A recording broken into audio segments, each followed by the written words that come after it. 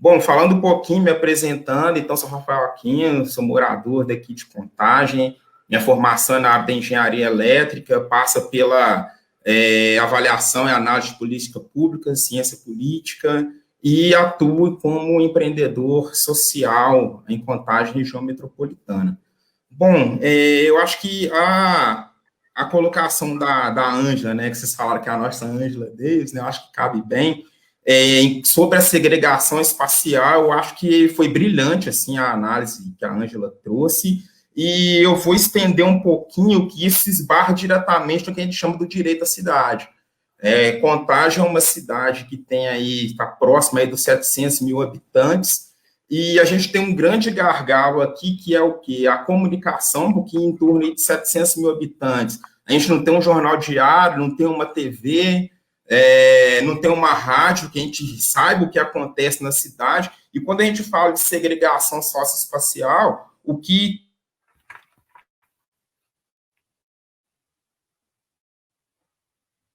acontece na cidade, e quem que é diretamente atingido por isso? A juventude negra. Né? Então, a Moara colocou muito bem a questão do genocídio, mas aí a gente vê que as pessoas não têm condições de vivenciar o que acontece na cidade, então não tem como você se apropriar dela e se colocar enquanto ator para promover as mudanças que a gente tanto deseja, tanto almeja. Então, assim, é uma situação que a gente precisa discutir, precisa trabalhar. Qual que é o nosso papel enquanto atores sociais para desenvolver as mudanças necessárias aqui na cidade, sendo que a gente não consegue se comunicar e não consegue circular na cidade. E isso esbarra numa série de questões que atrasam muito a nossa discussão, de reconhecimento da nossa identidade. Né? Um problema sério que a gente tem no Brasil, que passa também por Contagem, quando se falar da questão do racismo, da afirmação da nossa identidade. Né? Então, é uma coisa assim que a gente precisa aprofundar na discussão e aprofundar também em proposições e colocá-las em práticas.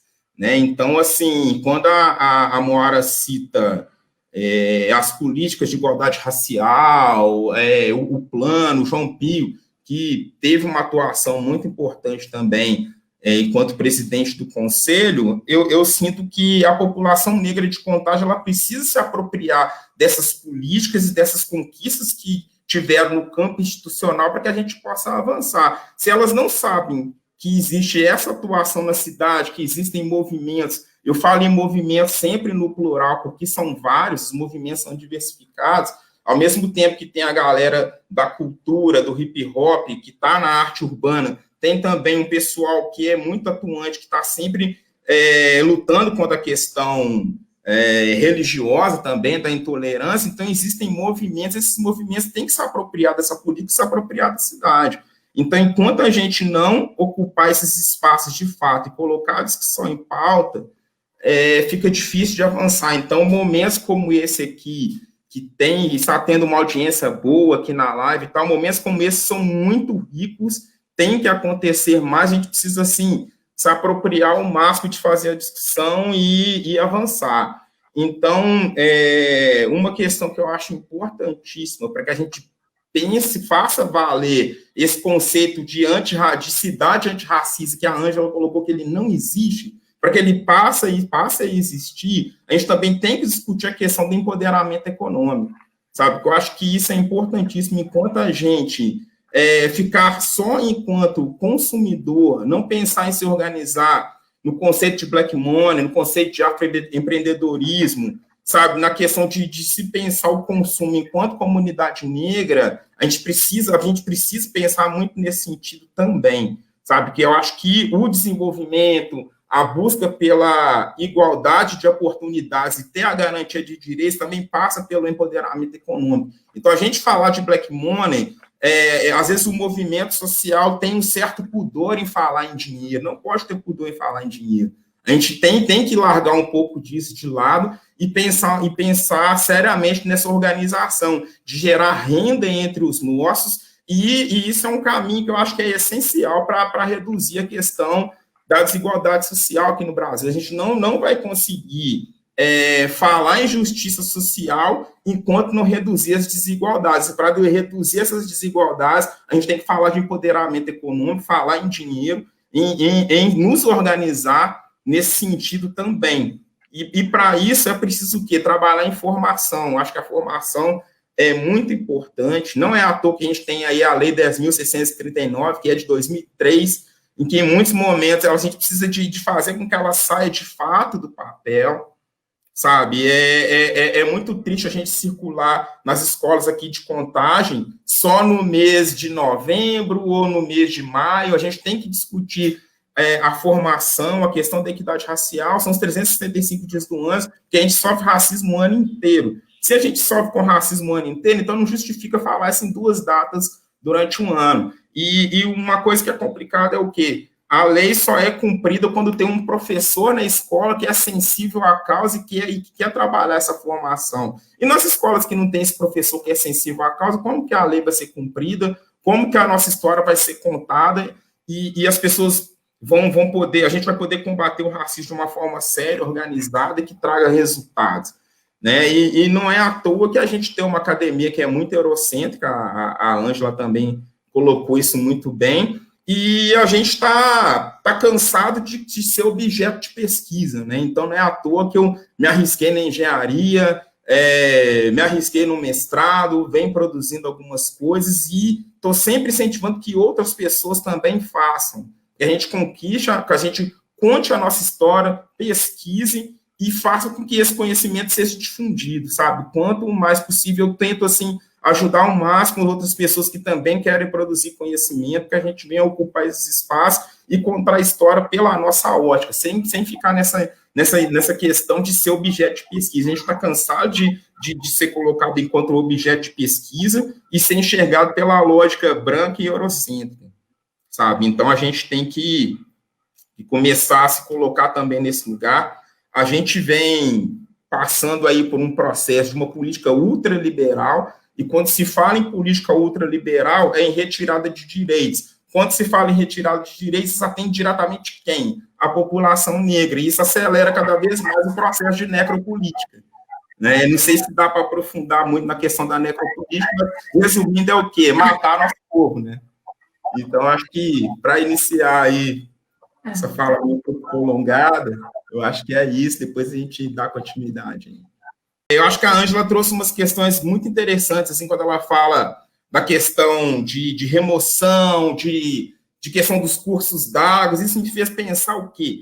Que o nosso modelo de desenvolvimento e a nossa noção de progresso, ela é 100% excludente, né? Nós nunca estivemos incluídos nos programas de desenvolvimento, tanto municipal, estadual e nacional, e a nossa noção de progresso, ela é sempre predatória, e é sempre predatória excluindo a população negra. E nesse sentido, eu acho importante, muito importante mesmo, a gente se lembrar que estamos em momento de pandemia, de crise sanitária, e que foi preciso acontecer uma pandemia para se entender que essa lógica neoliberal não serve para nada para nós, não serve. Então, quando se fala, se naturalizou muito um termo que se fala em medidas de austeridade. Lembre-se, quando se falar em medidas de austeridade, é para ferrar com a vida do preto e do pobre. Não tem outro meio termo em relação a isso. Porque quando você precisou da pandemia para as pessoas descobrirem, por exemplo, tem lá a PEC do teto, a PEC não, né? O teto de gastos para a saúde, para a educação. Aí precisou de uma pandemia para descobrirem que a principal refeição de várias crianças no Brasil é na escola, sabe? Que precisa do sistema único de saúde, que ele é necessário. Então, as medidas de austeridade, de reforma, simplesmente precariza o trabalho. E quem são os principais trabalhadores nesse caso que vai sofrer com essa precarização? O trabalhador negro e também pobre. Então, a gente tem que se pensar nisso. Falou em medidas de austeridade, não perca tempo em analisar, se posiciona a conta que está aí para ferrar com a gente. Esse é o ponto. Por isso que, quando eu falei na minha primeira participação que os movimentos sociais precisam perder o pudor em falar de empoderamento econômico, isso é muito importante, sabe? Quando a gente se fala, economia solidária, as bordadeiras, que é a faxina tal, isso tem nome, isso se chama romantização da pobreza. Então, a gente tem que abrir mão desse negócio de ficar achando bonito. As esquerdas precisam lidar com isso. Enquanto a gente não resolver essa relação em falar, em resolver isso é um problema de relação mesmo, sabe? Esse negócio de romantização da pobreza não cabe mais. A gente precisa resolver essa questão, sabe? Se posicionar. Volto a falar, enquanto a gente não ocupar os espaços de poder de decisão no campo institucional e não trabalhar com empoderamento econômico, a gente não vai conseguir justiça social nesse país. Isso é uma questão séria que perpassa por contagem e no geral. E, por fim, falando ainda de black money, de empoderamento econômico e afroempreendedorismo, eu tenho parceria com uma marca que se chama Dubman, e hoje eu escolhi usar uma camisa que é o Sankofa, que é essa ave aqui. Escolhi para hoje, para fazer essa discussão com vocês. E Sankofa nada mais é do que retornar ao passado para ressignificar o presente e construir o futuro. E é isso que eu queria deixar para vocês. Eu vou ter que sair, gente. Eu tenho uma outra live agora, 8h30, mas brigadão. E sempre que precisar de mim, estou à disposição para discutir a cidade, discutir o nosso lugar, enquanto pessoas negras, está construindo um país melhor, uma contagem melhor para a gente. Brigadão aí. Valeu.